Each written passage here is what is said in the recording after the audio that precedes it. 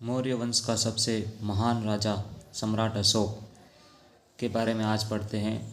पिता का नाम बिंदुसार था और सम्राट अशोक ने मगध राज्य पर राज्य किया था। राज्य गद्दी पर 269 बीसी में उन्होंने शपथ ली थी।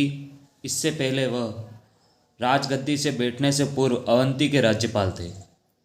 अभिलेख मास्की और गुर्जरा में यह अभिलेख मिलता है कि अशोक का नाम अशोक था और पुराणों में यह उल्लेख मिलता है कि अशोक का नाम अशोक वर्धन था। कलिंग पर अशोक ने आक्रमण अपने राजा के 8वें वर्ष में 261 बीसी में किया था। बौद्ध धर्म की दीक्षा सम्राट अशोक को उपगुप्त ने दी थी। अशोक के द्वारा आजीविकों के लिए बराबर की पहाड़ियों में 4 गुफाओं का निर्माण किया गया था। आजीविकों का उल्लेख अशोक के 7वें स्तंभ में मिलता है। आजीविक संप्रदाय की स्थापना मखली घोषाल ने की थी। अशोक की माता का नाम सुभद्रांगी देवी था। अशोक बाद में बौद्ध धर्म से बहुत ही ज़्यादा प्रभावित हुआ। इसके लिए उसने अपने बेटे महेंद्र और संघमित्रा को प्रचार प्रसार के लिए श्रीलंका भेजा।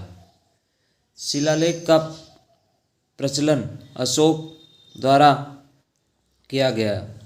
भारत में पहली बार शिलालेख का प्रचलन अशोक के द्वारा किया गया। अशोक के शिलालेख में कौन सी भाषा का प्रयोग किया गया? तो ब्राह्मी भाषा का प्रयोग किया गया।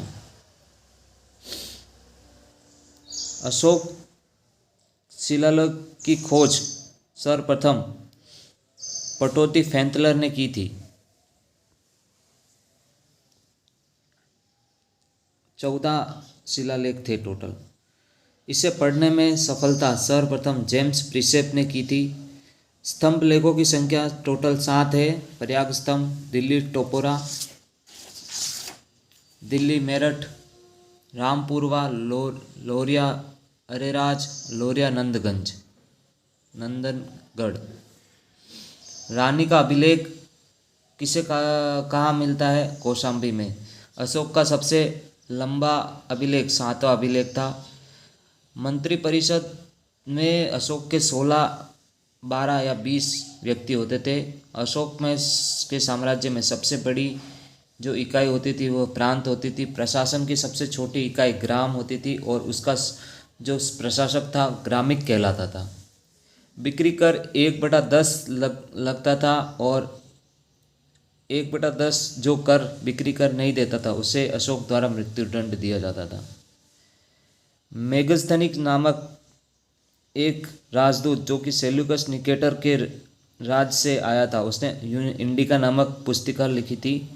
वह अशोक के दरबार में रहता था और एक यूनानी लेखक जस्टिन भी आया था। मेगस्थनिक ने एग्रोनोमाई मार्ग निर्माण का उत्तराधिकारी बताया था। मार्ग निर्माण के लिए एग्रोनोमाई को मार्ग निर्माण अधिकारी बताया था। रूपी जीवा पहली ऐसी स्वतंत्र महिला थी जिसने वेश्यावृत्ति को अपनाया था।